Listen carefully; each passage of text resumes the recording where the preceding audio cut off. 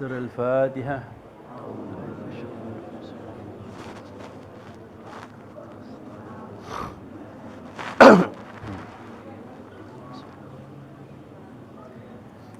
بسم الله الرحمن الرحيم. السلام عليكم ورحمة الله وبركاته.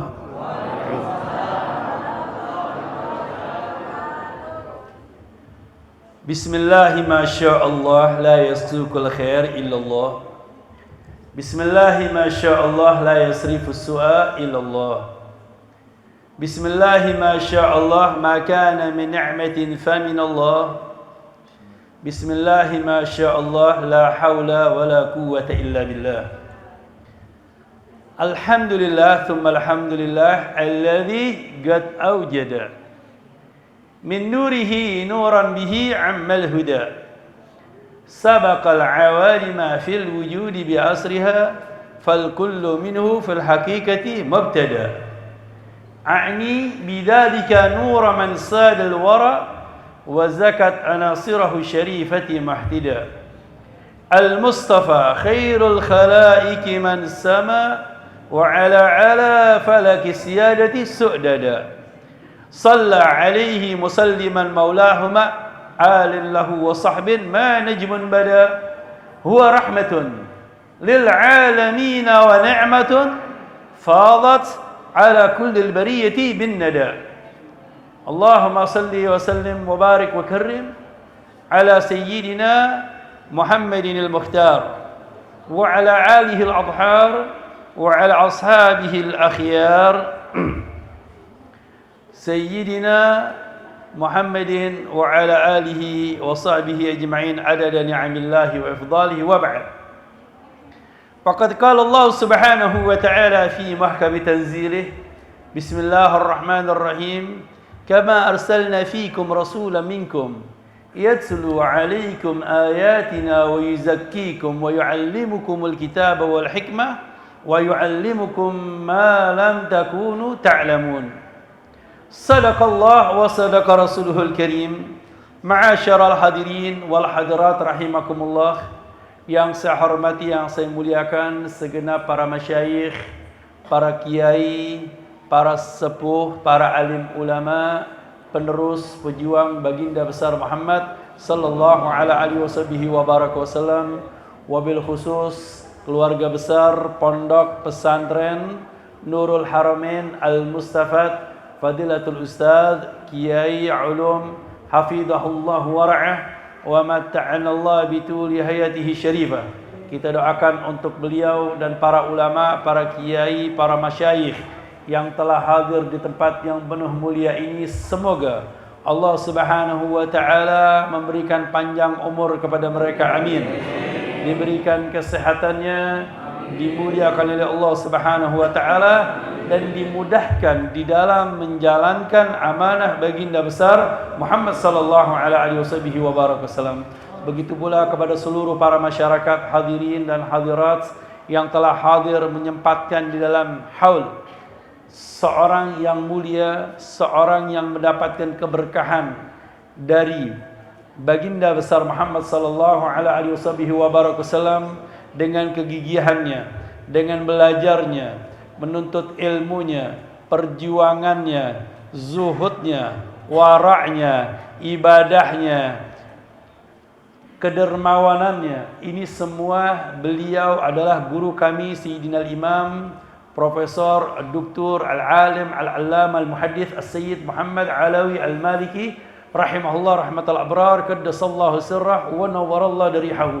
Semoga kehadiran kita di haul guru kita Abu Sayyid Muhammad Alawi Al-Maliki, kita keluar dari tempat ini kecuali kita telah mengambil faedah, keberkahan dari beliau, keberkahan daripada akhlak budi pekerti beliau, kemuliaan beliau, sanad ilmu pelajaran yang beliau dapatkan dari guru ke guru sampai kepada baginda besar Muhammad sallallahu alaihi wasallam. Alhamdulillah, sebelumnya kami Al-Faqir mengucapkan terima kasih banyak kepada seluruh elemen masyarakat yang telah duduk di tempat yang penuh mulia ini di dalam menghadiri guru kami Profesor Dr. Sayyid Muhammad Alawi Al-Maliki yang dimana memang pada hari ini adalah hari wafatnya beliau, tanggal 14 malam 15 Ramadan beliau dikebumikan di Ma'la. Beliau wafat tanggal 14, kemudian dikebumikan pada tanggal 15 di Ma'la, di pemakaman Ma'la di samping pemakaman Sayyidah Khadijah Al-Kubra. Maka dari itu di sini Fadilatul Ustaz Ulum beliau menggandengkan hal yaitu As-Sayyidah Khadijah Al-Kubra, Ummul Mukminin, zaujatin Nabi Muhammad sallallahu alaihi wasallam, istri Nabi Muhammad yang berjuang, yang ikut andil di dalam perjuangan bersama Nabi Muhammad sallallahu alaihi wasallam, yaitu As-Sayyidah Khadijah Al-Kubra. Ketahuilah bahwasanya Sayyidah Khadijah Al-Kubra, guru kami Sayyid Muhammad Alwi Al-Maliki, beliau sehingga menyusun sebuah kitab karangan, tulisan, risalah yang pendek, yang singkat, padat, yang dinamakan oleh beliau adalah Al-Bushra bi Manaqibi Khadijah Al-Kubra, yaitu namanya Al-Bushra, kabar gembira dengan Sayyidah Khadijah Al-Kubra. Kenapa beliau sangat cinta kepada Sayyidah Khadijah Al-Kubra, memuliakan Sayyidah Khadijah Al-Kubra? Kalau kita membaca manaqib daripada perjalanan biografi As-Sayyidah Khadijah Al-Kubra, adalah seorang wanita yang mulia, wanita yang barakah, istrinya Nabi Muhammad, seorang wanita yang mendapatkan salam dari Allah Subhanahu wa taala melalui malaikat Jibril. Dan secara mufakat, secara sepakat para ulama menyatakan bahwasannya beliau adalah golongan wanita, golongan para wanita yang pertama kali masuk Islam di hadapan Nabi Muhammad sallallahu alaihi wasallam dan meyakini dengan Nabi Muhammad sallallahu alaihi wasallam. Dan bukan hanya keyakinan yang beliau berikan kepada Nabi Muhammad, tetapi jiwa raga beliau, perjuangan beliau, darah daging beliau, harta beliau untuk suaminya Nabi Muhammad sallallahu alaihi wasallam.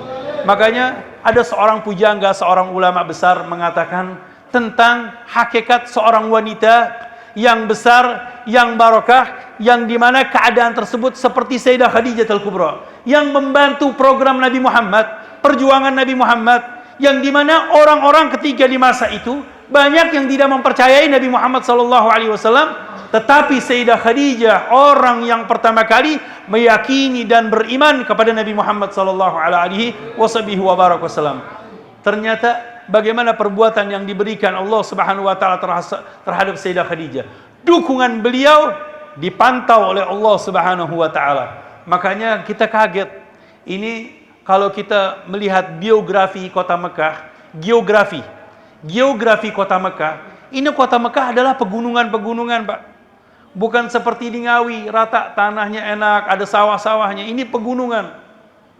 Nabi Muhammad Rasulullah sallallahu alaihi wasallam ketika pertama kali menerima wahyu di Gua Hira, ketika beliau umur 40 tahun, ini bahwasannya hati-hati kalau ada orang-orang yang suka salah mengatakan tentang hakikat Nabi Muhammad, mengatakan Nabi Muhammad na'am mendapatkan wahyu umur 40 tahun dan diangkat Nabi menjadi umur 40 tahun. Bukan.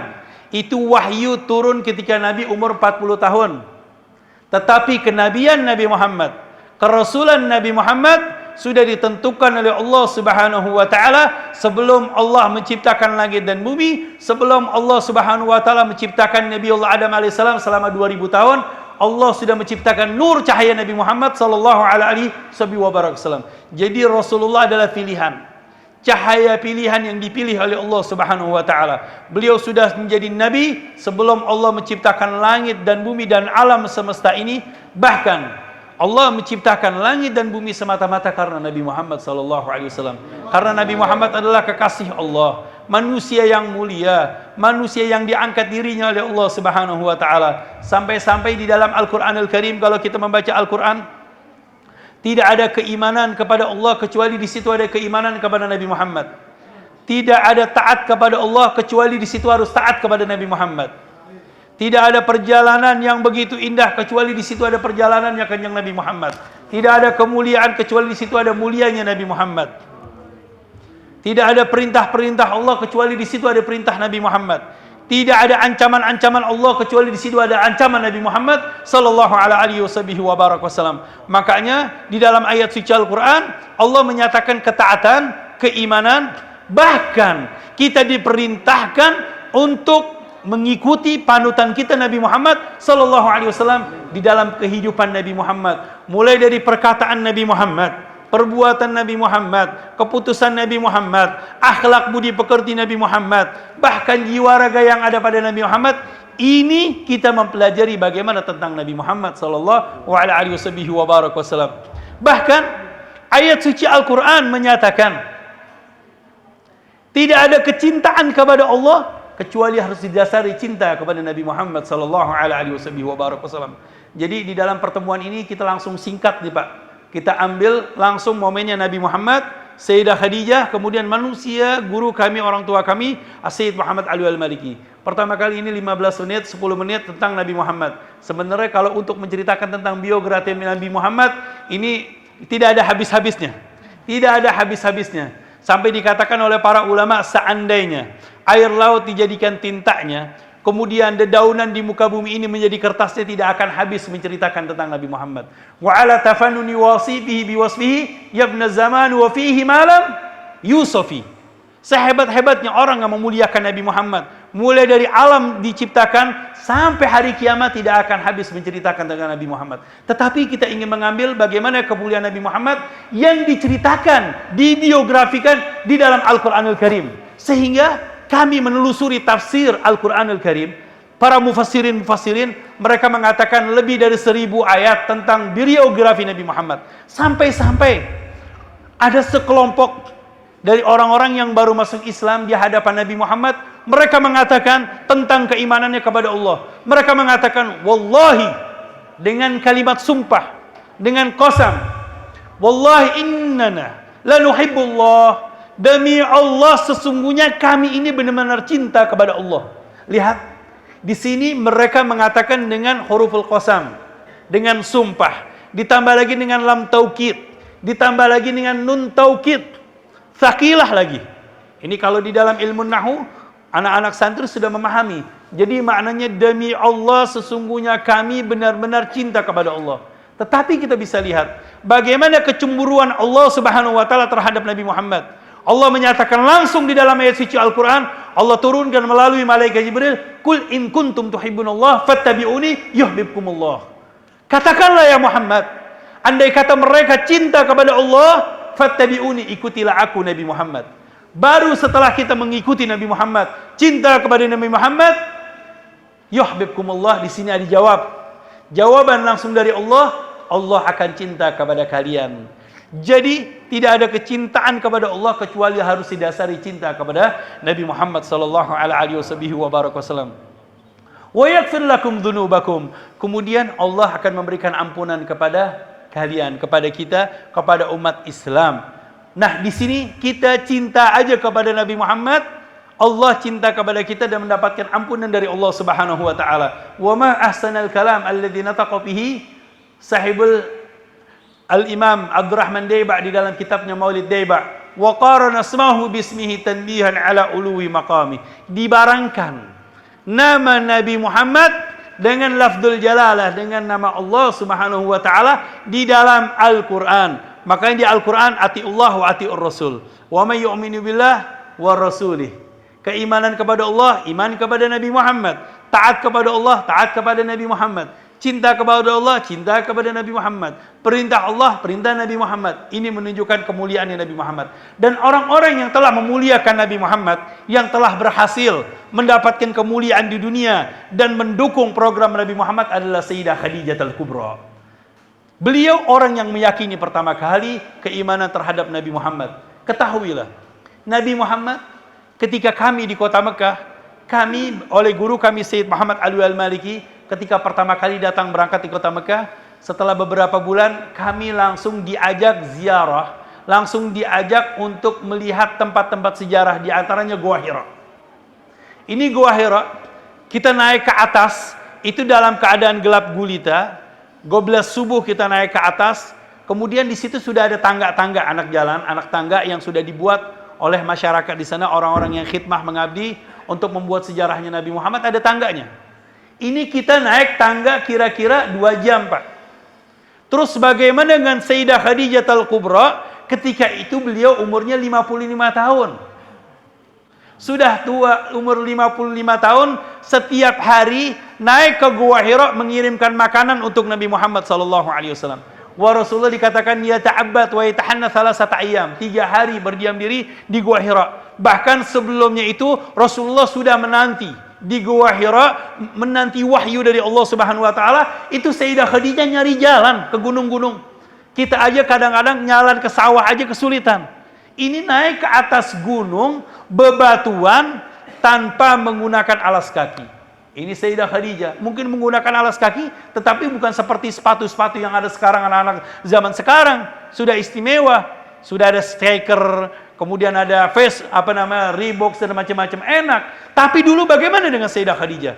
Ini perjuangan seorang wanita. Makanya para pujangga mengatakan, kalau ada seorang laki-laki yang berhasil, seorang laki-laki yang hebat, ternyata di belakangnya ada wanita juga yang hebat. Likulli rajulin 'azim wara'ahu imra'atun 'azimah. Kalau ada seorang yang hebat, seorang pejuang Allah Subhanahu wa taala, ternyata di belakangnya ada seorang wanita yang hebat. Kita bisa mengambil contoh Ustadz Ulum. Ini Ustadz Ulum dari kota Mekah, dia tinggal di Majalengka, menikah dengan dari kota Pekalongan. Kemudian beliau hijrah ke Ngawi ditemani oleh istrinya sehingga membuat pondok pesantren, membuat lembaganya Nabi Muhammad sallallahu alaihi wasallam. Ketahuilah, tempat ini bukan milik Sayyid Muhammad, bukan tempatnya Ustadz Ulum, tetapi tempat ini adalah lembaganya Nabi Muhammad. Tempatnya perjuangan Nabi Muhammad, tempat mencetak ulama-ulama Nabi Muhammad, orang-orang yang meneruskan perjuangan Nabi Muhammad dengan sanad keilmuan pendidikan yang dimana Ustadz Ulum dapatkan langsung daripada putra Abu Yazid Muhammad Alwi Al-Maliki, Abu Yazid Ahmad Muhammad Alwi Al-Maliki di kota Mekah. Beliau bersama kami. Ini kebetulan Ustadz Ulum teman sekamar saya. Jadi memang saya di kota Mekah lebih dahulu, datang ke kota Mekah 3 tahun 4 tahun sebelum wafat Sayyid Muhammad Alwi Al-Maliki. Kemudian Abu Ya meninggal, kemudian Ustadz Ulum datang bersama Sayyid Ahmad, beliau sekamar sama kami. Beliau menghafal Al-Quran, menghafal mutun, dan banyak pendidikan yang beliau dapatkan. Beliau waktunya sebentar tetapi manfaatnya banyak.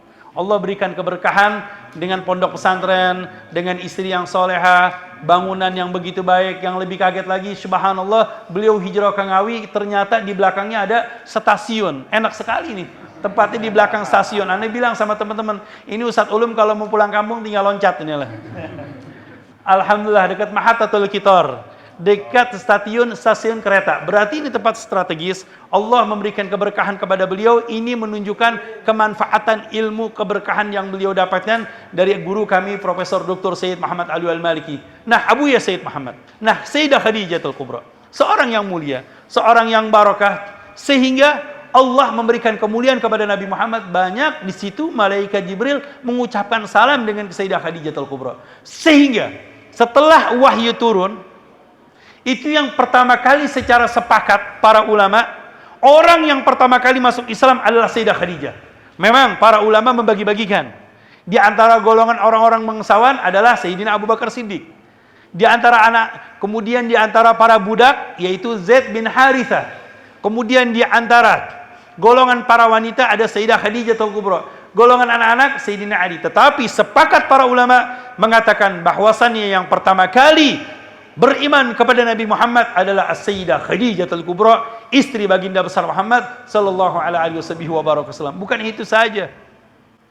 Ketika Rasulullah diembargo, Rasulullah tidak bisa mendapatkan makanan. Rasulullah berjuang, Rasulullah berperang. Di zaman Sayyidah Khadijah ketika itu masih di kota Mekah, Rasulullah belum berperang. Belum ada perintah perang. Tetapi kita bisa melihat dari sejarah yang ditulis oleh guru kami Al-Bushra, guru kami Sayyid Muhammad Alwi Al-Maliki dengan Al-Bushra, itu kita bisa lihat bagaimana perjuangan Nabi Muhammad di kota Mekah. Rasulullah selama 13 tahun tinggal di kota Mekah bersabar menghadapi mereka orang-orang kufar Quraisy. Ini bukan orang-orang sembarangan, orang-orang besar semua. Tetapi lihat, ada seorang wanita yang bersama Nabi Muhammad yang memberikan kekuatan oleh Allah Subhanahu wa taala berkat seorang wanita. Makanya keberhasilan seorang laki-laki itu tergantung bagaimana seorang wanita. Katanya orang Jakarta tergantung bagaimana dengan mak-mak, ibu-ibunya. Ini makanya Indonesia, negara yang begitu besar, ini tergantung bagaimana dengan ibu-ibu.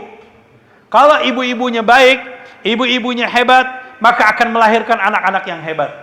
Contohnya zaman sekarang, ini banyak anak-anak yang sudah sakit mata, kemudian banyak dilarikan ke rumah sakit dan bahkan yang meninggal. Disebabkan karena makanan, disebabkan karena program Yahudi yang telah masuk di kantongnya para ibu-ibu. Yaitu apa, Bu? Setan gepeng. Betul, Bu? Bu? Pak, betul, Pak? Betul, ini sekarang zaman-zamannya setan gepeng. Nah, ini setan gepeng sudah ada di mana-mana. Bahkan sudah ada di kantongnya masyarakat. Ini sekarang saya mau tanya sama ibu-ibu ini. Ini saya nggak mau tanya bapak-bapak, tergantung sama ibu-ibu ini. Bu, ibu-ibu datang ke sini, sholat taraweh, menghadiri manakib Sayyidah Khadijah Al-Kubra, Khol Sayyidah Khadijah, Khol Sayyid Muhammad Ali Al-Maliki. Ini sekarang yang bawa tasbih berapa orang?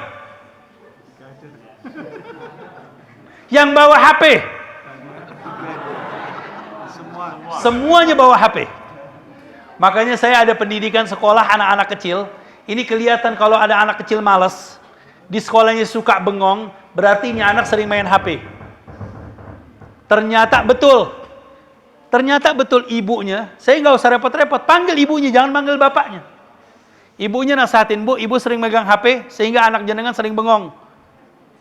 Dia tidak konsen, tidak fokus di dalam pelajaran. Ternyata betul, sampai-sampai di iklan, di HP, ada iklan TV, Masya Allah, Tabarakallah, ibu-ibu ngelahirin megang HP. Akhirnya itu anak lahir, megang HP. Betul, Pak? Umur 3 tahun, anak kecil sekarang sudah pinter ngedownload. Iya, saking pinternya ngedownload, nunggu loadingnya HP, sekarang pemikirannya semuanya pada loading. Tahu loading? Lemot. Anak-anak sekarang udah pada lemot semua. Lemot gara-gara apa? Game. Lemot gara-gara permainan-permainan yang ada di HP. Nah, ini harus diperhatikan untuk para ibu-ibu. Ya, ini dengan manakib Sayyidah Khadijah Al-Kubra kita tingkatkan bagaimana pendidikan di dalam pendidikan anak, di dalam program anak, karena seorang wanita, seorang ibu adalah pendidikan yang pertama kali yang diberikan kepada anak, kepada keluarga. Makanya tergantung di rumah itu bagaimana, tergantung bagaimana dengan ibu-ibunya. Bagaimana pendidikan ibu-ibunya. Kalau ibunya bagus, di rumah insya Allah perjalanan anak tersebut dan suaminya akan bagus. Dan suaminya akan baik, mendapatkan dukungan dari seorang wanita, seorang istri, karena seorang wanita yang soleha. Ma'asyiral hadirin, jamaah yang dimuliakan oleh Allah Subhanahu wa taala, yang lebih-lebih lagi Sayyidah Khadijah Al-Kubra, beliau wafat dengan mendapatkan keridhaan dari suaminya. Suaminya siapa? Nabi Muhammad Rasulullah sallallahu alaihi wasallam dikuburkan di pemakaman Ma'la.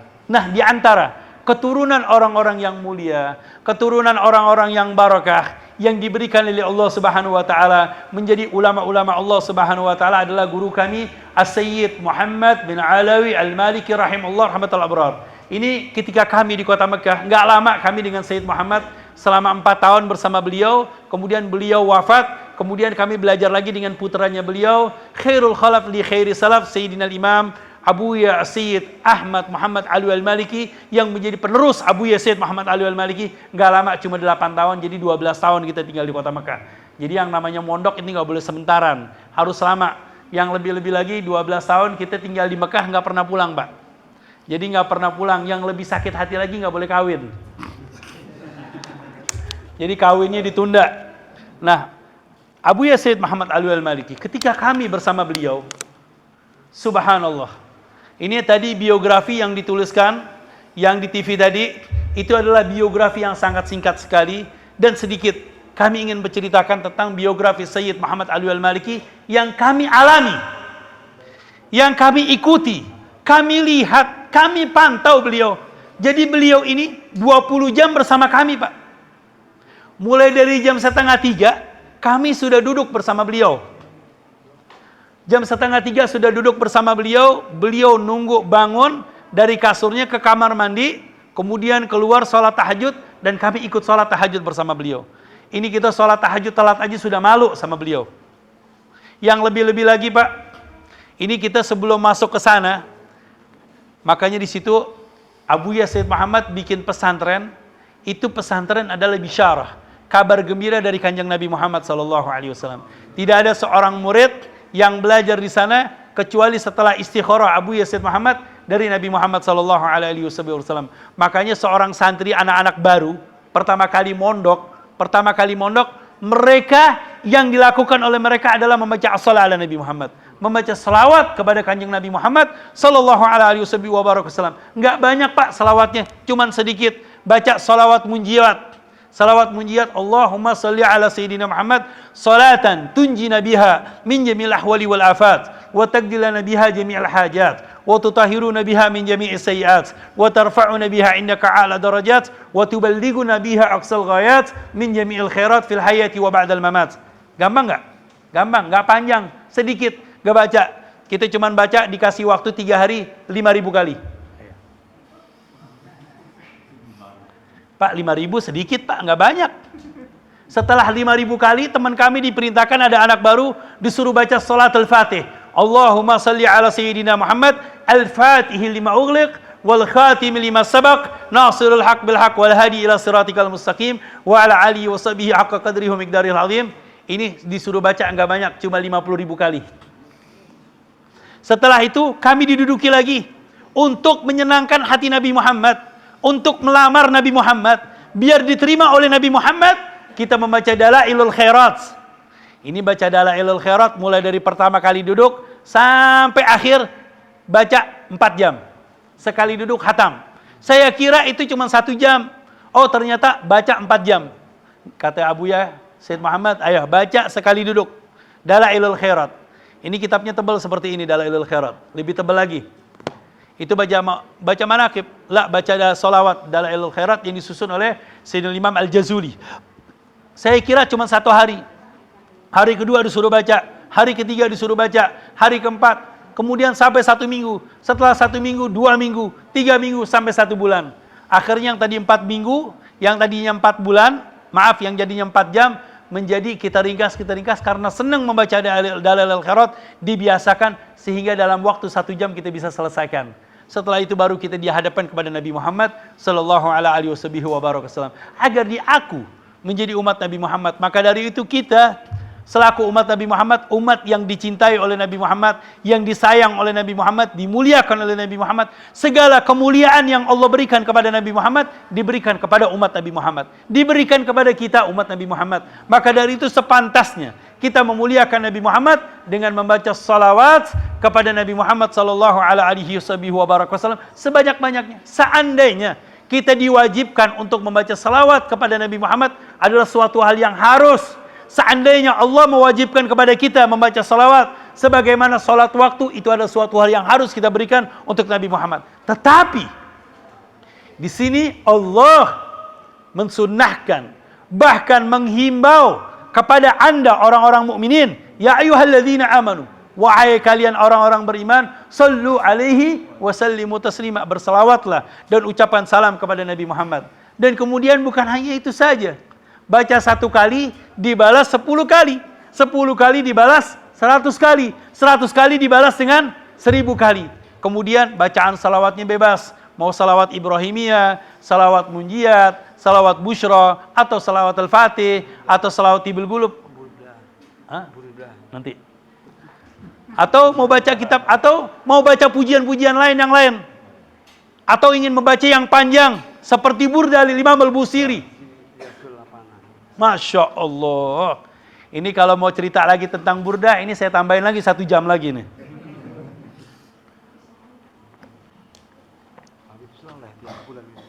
Bismillah.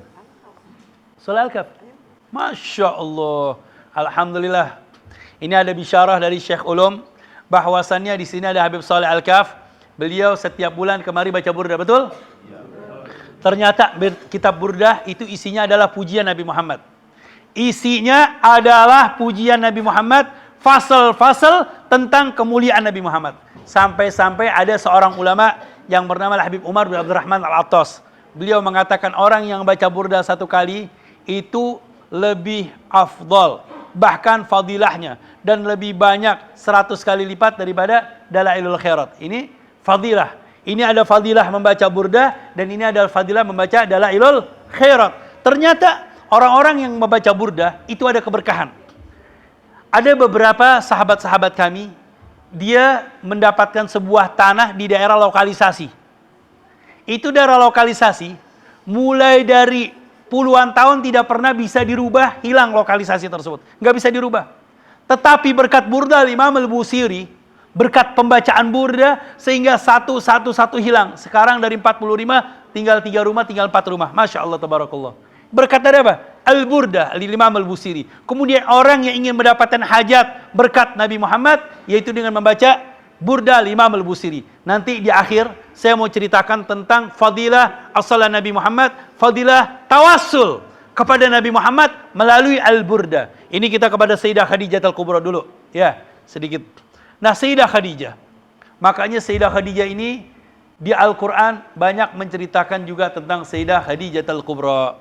Nah, di antara orang-orang yang mulia adalah Sayyid Muhammad Alwi Al-Maliki. Ketika kami di kota Mekah, kalau ingin melihat orang yang tampan, orang yang ganteng, saya nggak usah repot-repot lihat Sayyid Muhammad Alwi Al-Maliki. Ternyata, maaf, ini banyak orang-orang yang mimpi bertemu dengan kanjeng Nabi Muhammad. Ini bertemu dengan kanjeng Nabi Muhammad, mimpi. Itu mimpi. Memang di dalam hadis Rasulullah cerita, diriwayatkan, man ra'ani faqad ra'al haq, fa inna syaitan la yatamatsalu bi. Orang yang mimpi aku benar-benar melihat Nabi Muhammad. Dan syaitan tidak akan bisa menyerupai aku.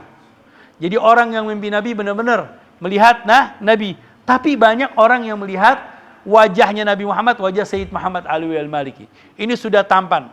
Kemudian orangnya tinggi, orangnya besar, alim, soleh, ahli ibadah, dan dermawan. Dermawan. Kami ketika di kota Mekah 12 tahun, itu mulai dari berangkat sampai pulang dibayarin oleh beliau. Makan, tidur, kitab, buku, sampai kami bisa melaksanakan ibadah haji setiap tahun dibiayai oleh beliau. Kemudian di bulan Ramadan seperti ini, kita bisa 15 hari, 15 kali umroh di dalam bulan Ramadan, itu semua dibiayai oleh guru kami. Makan, minum, dikasih biaya, kemudian belajar, diajari, dididik. Subhanallah, yang lebih-lebih lagi, pemberian beliau yang lebih mahal.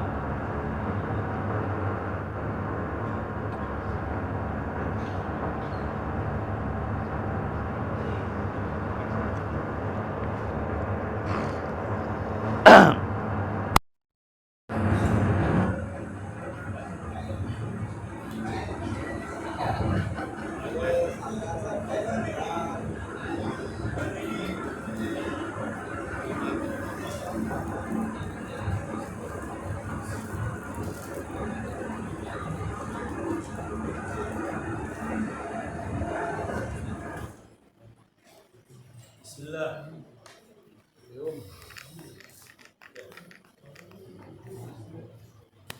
Bismillah.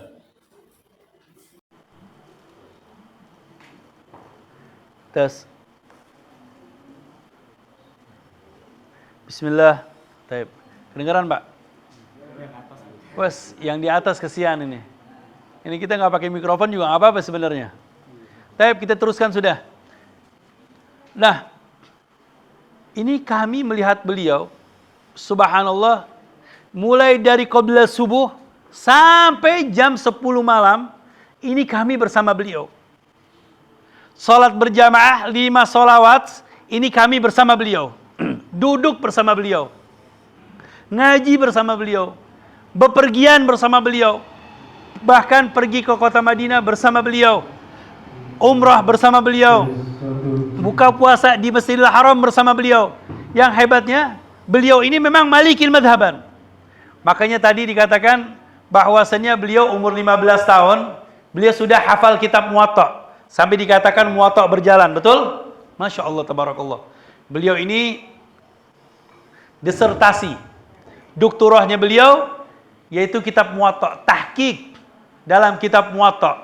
Dan beliau ini bukan hanya sekedar orang alim, bukan sekedar ahli ibadah, bukan hanya sekedar muhadits, bukan hanya juga mufassir, tetapi beliau juga telah mengumpulkan metode akademia. Maksudnya metode akademia bagaimana? Jenjang pelajaran sekolah umum, S1, S2, S3 sampai doktora dan sampai profesor. Kalau ibu-ibu di sini Masya Allah sudah sampai S20 Pro. Betul, Bu? Ada yang S20 Ultra, Masya Allah. Ini sampai S3, sampai doktorah. Beliau tinggal di kota Mekah, dididik di Masjidil Haram, belajar di Masjidil Haram dengan para ulama-ulama. Tadi kita lihat. Bagaimana pelajarannya beliau? Apakah beliau hanya belajar di Masjidil Haram bersama gurunya Sayyid Alawi Al-Maliki, atau bersama dengan guru-guru masyayikh yang ada di Masjidil Haram? Oh tidak. Beliau berangkat ke kota Mesir, bertemu dengan mufti Mesir, Syekh Al-Azhar, Syekh Hasan Al-Makhluf, kemudian Syekh Shalih Al-Ja'fari, kemudian berangkat ke India, bertemu dengan Sayyidina Syekh Zakaria Al-Kandahlawi, dengan Waliullah Dahlawi, kemudian Syekh Yusuf Ad-Dahlawi, Al-Kandahlawi. Masya Allah, mereka ulama-ulama besar di India. Kemudian di Syam, bertemu dengan ulama-ulama besar. Kemudian di Indonesia, beliau ke Indonesia juga bertemu dengan para habaib, dengan para ulama kiai-kiai yang ada di Indonesia. Bahkan beliau kenapa datang ke Indonesia? Karena banyak para kiai, para ulama, para masyayikh yang ada di Jawa, ini mereka bersanadkan ilmunya mereka, pertemuannya dengan Sayyid Muhammad Al-Maliki, dengan siapa? Sayyid Ahmad Zaini Dahlan di kota Mekah. Contoh, Nahdlatul Ulama, Kiai Haji Hashim Asy'ari. Kiai Haji Hashim Asy'ari, pendiri pondok pesantren yang ada di Jombang. Ini beliau, Kiai Haji Hashim Asy'ari, berangkat ke kota Mekah, belajar di kota Mekah, yang diantaranya gurunya beliau, Syekh Mahfud Termas. Ini Syekh Mahfud Termas, beliau ini yang telah menghasyiakan kitab Muqaddimatul Hadramiyah. Jadi ada kitab Muqaddimatul Hadramiyah yang disusun oleh seorang ulama namanya Syekh Bafadal. Kemudian disyarahkan oleh Imam Ibn Hajar Al-Haytami, namanya Manhajul Gawim. Kemudian dihasyiakan oleh Mahfud Termas. Ada Syekh Mahfud Termas, seorang ulama dari Termas, Pacitan, berangkat ke kota Mekah, belajar dengan ulama Mekah, duduk di kota Mekah. Beliau adalah murid daripada As-Sayyid Bakri Syata yang telah menyusun kitab I'anatul Talibin fi Hilli Al-Fadhi Fathul Mu'in. Masya Allah. Ini Sayyid Bakri Syata punya murid kesayangan Syekh Mahfud Termas, alim, allama, sehingga beliau tinggal di kota Mekah. Banyak ulama-ulama Indonesia yang belajar dengan Syekh Mahfud Termas, di antaranya Kiai Khalil Bangkalan. Belajar dengan beliau, sahabat daripada Sayyid Bakri Syata, ada Mbah Nawawi Al-Bantani, sebelumnya lagi ada Mbah Ahmad Rifai, kemudian ada Syekh Abdul Samad Al-Palembani, Al-Minangkabawi, Syekh Arsyad Al-Banjari. Ternyata ulama-ulama Indonesia, kiai-kiai Indonesia, banyak yang bersanadkan ilmunya mereka ke kota Mekah. Nah, datang Abu Yazid Muhammad Ali Al-Maliki ke Indonesia, mengajak abna Indonesia untuk belajar di kota Mekah, duduk di kota Mekah atas perintah daripada Al-Habib Ali bin Husain Al-Attas yang ada di Jakarta. Beliau juga mengambil sanad dari beliau. Beliau ini yang telah menyusun kitab Tajul A'ras Bimanaqibil Habib Saleh bin Abdullah Al-Attas, kitab besar tentang kitab biografi ulama-ulama kota Mekah, kemudian biografi ulama-ulama yang tinggal di kota Mekah, baik di kota Mekah, di Yaman, di Syam, di Mesir, dikumpulkan biografinya mereka, sanadnya kembali kepada Sayyid Ahmad Zaini Dahlan. Ternyata subhanallah, banyak para ulama-ulama yang kembali sanadnya pertemuannya dengan Sayyid Muhammad Ali Al-Maliki. Sayyid Muhammad dari ayahnya Sayyid Alawi Al-Maliki, kemudian dari kakeknya lagi Sayyid Abbas Al-Maliki, Sayyid Bakri Syata dengan Sayyid Ahmad Zaini Dahlan. Ternyata sanad keilmuan ulama Indonesia, kiai Indonesia, ulama Indonesia, mereka banyak kesamaan di dalam sanad ilmu, pendidikan ilmu mereka dengan ulama-ulama di kota Mekah. Makanya sanad penting sekali, Pak. Ini alhamdulillah kita beruntung, hadiah dari Allah. Ustadz Ulum tinggal di sini, sanadnya kepada Sayyid Muhammad Ali Al-Maliki, dan banyak ulama-ulama, kiai-kiai yang bersanatan dengan Kiai Haji Hashim Asy'ari, dengan Syekh Mahfud Termas, kemudian dengan As-Sampuri, dengan Kiai Soleh Darat, ya, Mbah Ahmad Rifai, kemudian banyak ulama-ulama, Kiai Nawawi Al-Bantani. Mereka ini sanadnya sampai di kota Mekah, dari guru ke guru, guru ke guru, guru ke guru, sampai kepada baginda besar Muhammad sallallahu alaihi wasallam. Karena sanad adalah penting, Pak. Sanad sangatlah penting di dalam ilmu, di dalam pendidikan agama. Nah, Abu Yazid Muhammad ini ketika kami di kota Mekah, beliau ini punya metode 5, Pak. Ada metode pendidikan yang kami lihat, yang kami pandang dari beliau, ada 5 hal. Ini sudah 40 menit. Terus, Pak. Hah? Terus. Ini 5 metode. Setiap metode 1 jam, Pak. Sampai sahur. Siap? Salahin Ustadz Ulum, kenapa ngundang saya? Ini cerita Sayyid Muhammad Alwi Al-Maliki, Profesor, Doktor, Alim, Allama, Muhaddits. Jadi ceritanya harus banyak. Tapi saya singkat. Beliau ini ada 5 metode yang kami dapatkan, kami lihat oleh beliau. Yang pertama kali adalah pendidikan yang telah dilakukan oleh beliau adalah at-tarbiyah bil qudwah, yaitu menjadikan beliau adalah panutan kami. Kami melihat panutan beliau di dalam ibadah, ketawaduan, kedermawanan, akhlak, budi pekerti, bersosialisasi, bermasyarakat, keilmuan, ahli hadis, ahli fikih, kemudian mazhabnya Maliki. Walaupun beliau Maliki, tetapi muridnya Syafi'i. Muridnya semuanya Syafi'i. Dan amaliyah beliau banyak melakukan dengan metode Imam Syafi'i. Dan beliau memang orang yang sangat mengungguli Imam Malik. Makanya Imam Malik, Pak, ini Imam Malik, Imam Darul Hijrah. Ini gurunya Imam Syafi'i. Kalau kita ingin bercerita dengan Imam Malik, beliau ini seorang imam yang barakah. Imam yang masyhur. Imam yang memiliki akhlak, ketulusan, kecintaan kepada Nabi Muhammad. Makanya Imam Malik, di zaman Imam Malik, ini beliau adalah mustahid, mutlak. Di zaman Imam Malik ada 16 mustahid. Tetapi yang unggul adalah Imam Malik.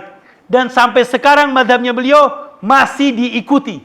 Dan semua para madhab yang sekarang ini, sekarang Imam Madhab Ahmad bin Hanbal, itu muridnya siapa? Imam Syafi'i. Imam Syafi'i muridnya siapa? Imam Malik. Ternyata setelah kita telusuri, Abuya Sayyid Muhammad Alwi Al-Maliki banyak mengikuti metodenya Imam Malik. Imam Malik, Pak, ini saking cintanya kepada Nabi Muhammad, beliau tinggal di kota Madinah. Ketika masuk pintu kota Madinah, beliau tidak pernah menggunakan alas kaki. Ada di sini, masuk kota Madinah nggak pernah menggunakan alas kaki, nggak ada, Pak, sudah jarang. Tapi Imam Malik di kota Madinah pernah kedatangan seorang khalifah. Namanya Abu Ja'far Al-Mansur. Ini Abu Ja'far Al-Mansur datang ke kota Mekah dengan kerajaannya, kemudian dengan prajuritnya sampai di kota Madinah, sama Imam Malik disuruh turun. Raja, turun jenengan. Dilihat Imam Malik tidak menggunakan alas kaki. Ditanya oleh raja, ya Imam, kenapa jenengan tidak menggunakan alas kaki?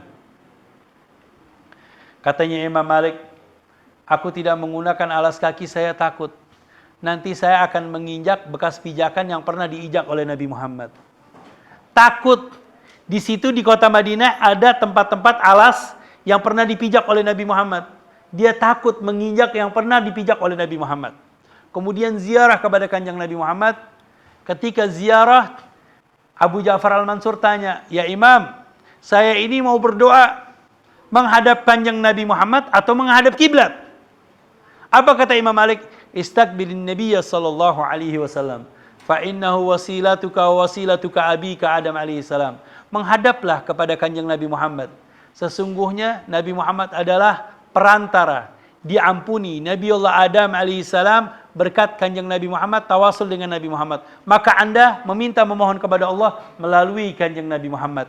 Ini yang dilakukan oleh para ulama-ulama kita ahli sunnah wal jamaah, khususnya Sayyid Muhammad Alwi Al-Maliki dan murid-muridnya, yaitu dengan memuji Nabi Muhammad, memuliakan Nabi Muhammad, berdoa kepada Allah melalui pintu Nabi Muhammad. Imam Malik sangat memuliakan Nabi Muhammad, berdoa kepada Allah selalu melalui kanjeng Nabi Muhammad.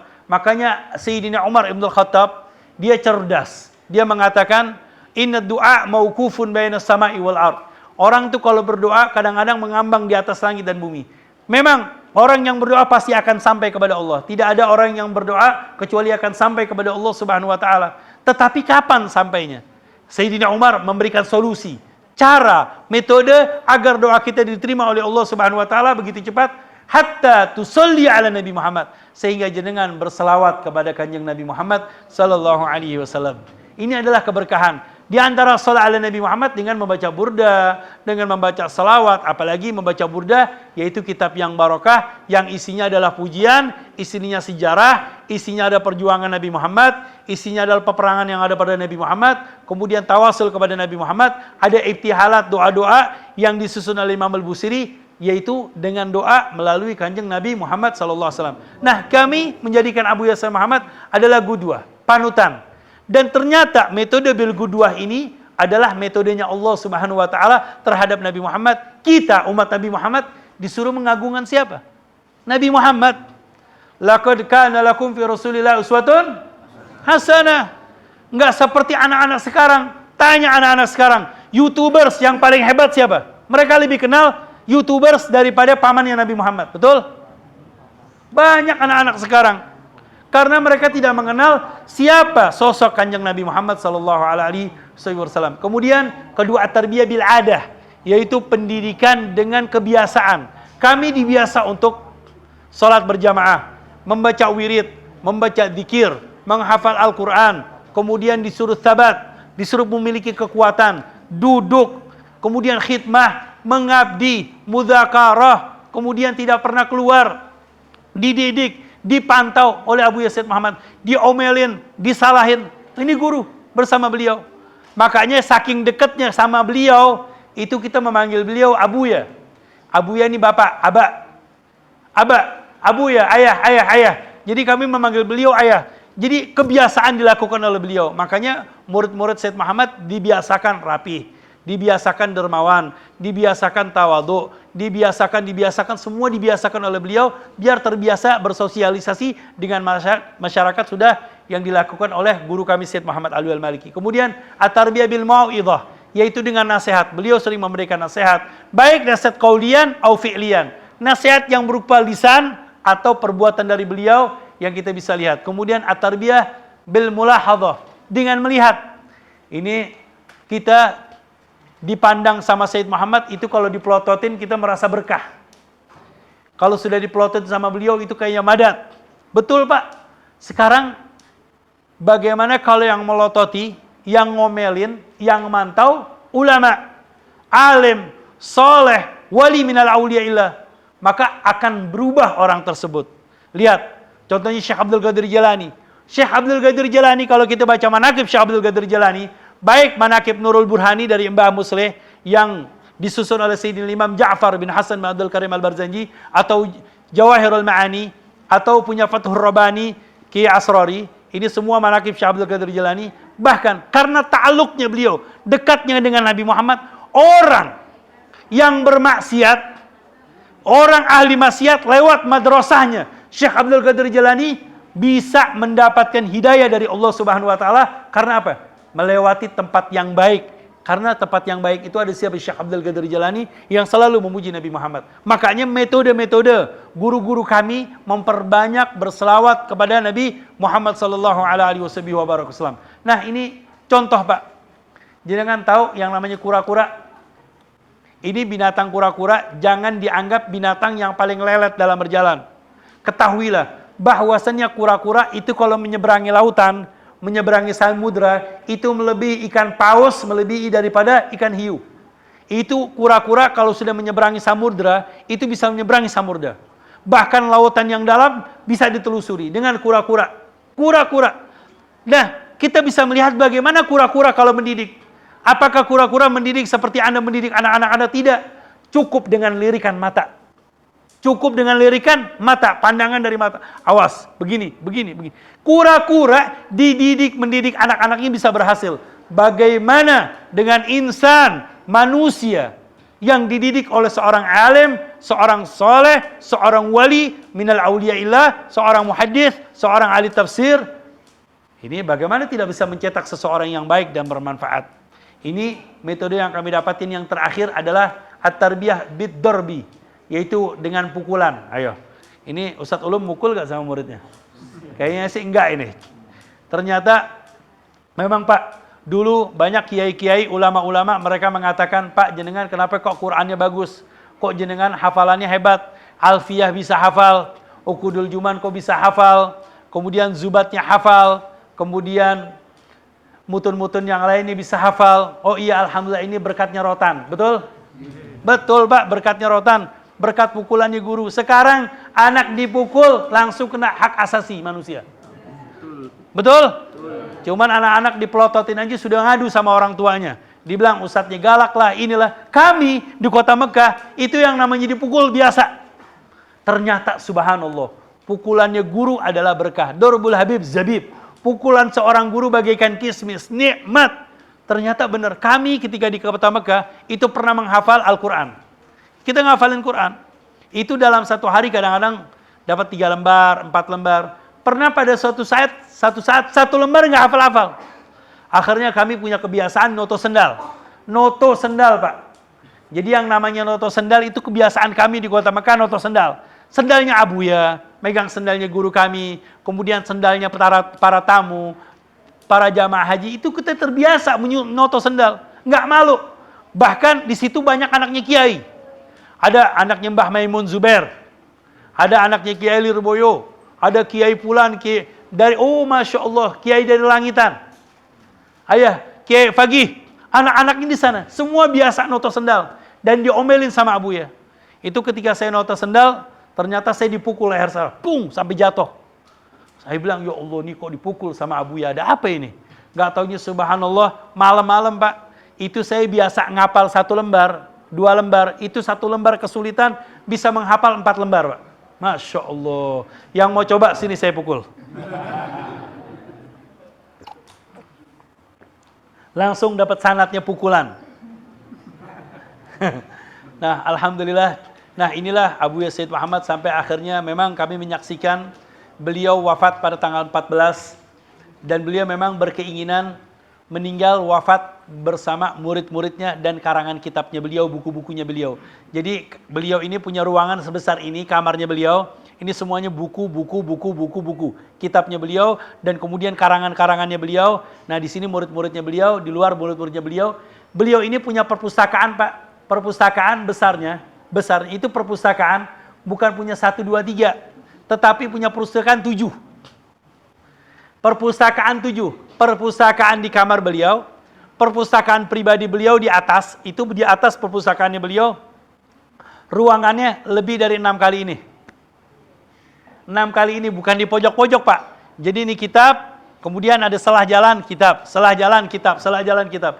Ini 6 kali ruangan ini. Ini kitab-kitabnya beliau yang dikumpulkan sejak kecil oleh beliau. Itu perpustakaan pribadi beliau. Belum perpustakaan untuk santri yang ada di kamar. Kemudian belum perpustakaan yang ada di rumah. Belum perpustakaan ada pribadinya dia lagi.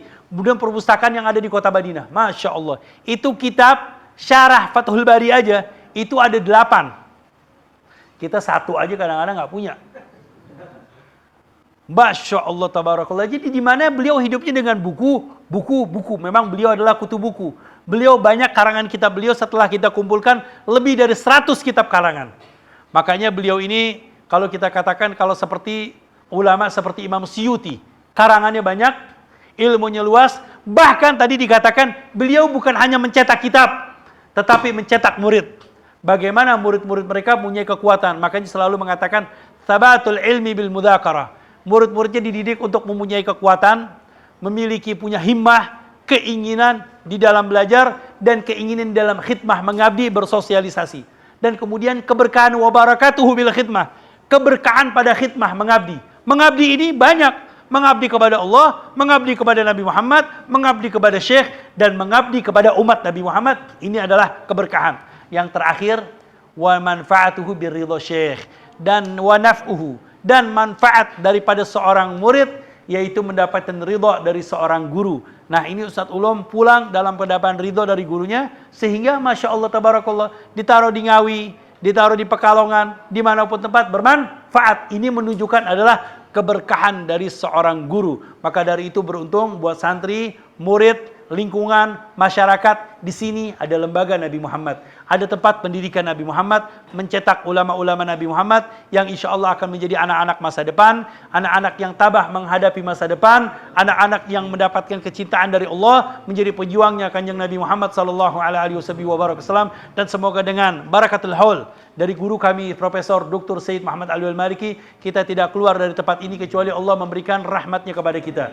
Allah memberikan ampunan kepada kita. Allah memberikan turunkan rahmat Allah, keberkahan daripada ilmu, keberkahan rizki yang barakah, panjang umur, sehat walafiat, dimurahkan rizkinya, diangkat derajatnya. Allahumma rabbana hablana min azwajina wa dhurriyyatina qurrata a'yun waj'alna lil muttaqina imama. Allahumma inna amana bika وبرسولك وما جاء به من الدين أن تقابل المذنب منا بالغفران والمسيء بالإحسان وسائل بما سأل والمعمل بما عمل. اللهم إنا نتوسل بشرف مقامه العظيم أن تلاحظنا في حركاتنا وسكناتنا بعين عنايتك وأن تحفظنا في جميع أطوارنا وتقلباتنا بجميل رعايتك بأن تبارك على هذا المعهد المبارك ونقول هذه الدار دار الله وفيها عباد الله أمرها يا الله بجاهك يا رسول الله بأن تبارك فضيلة الأستاذ علوم بأن تبارك فيه وفي عمره وأولاده وبناته وذرياته ومريده والمنتسبين إليه بأن تبارك المشايخ والأساتذة والإخوان والأحباب والهادرين بأن تبارك لنا ولكم بالبشارة بأن تعجل لنا ولكم بالإشارة وتقضي جميع حوائجنا حوائجكم من الآخرة وأن ترزقكم الأرزاق الحسية والمعنوية دنيوية والأخروية بجاه خير البرية. اللهم ربنا آتنا في الدنيا حسنة وفي الآخرة حسنة وقنا عذاب النار بفضل سبحان ربك رب العزة عما يصفون وسلام على المرسلين والحمد لله رب العالمين بسر الفاتحة. بسم الله الرحمن الرحيم. الحمد لله. اللهم ربنا تقبل منا على هذه الجلسة المباركة واجعل مستمعنا هذا مسلم مرحوما وتفرقنا من بعد تفرقا معصوما ولا تجعل فينا ولا منا شكيا ولا محروما وصلى الله على سيدنا محمد والحمد لله رب العالمين. ثم السلام عليكم ورحمة الله تعالى وبركاته.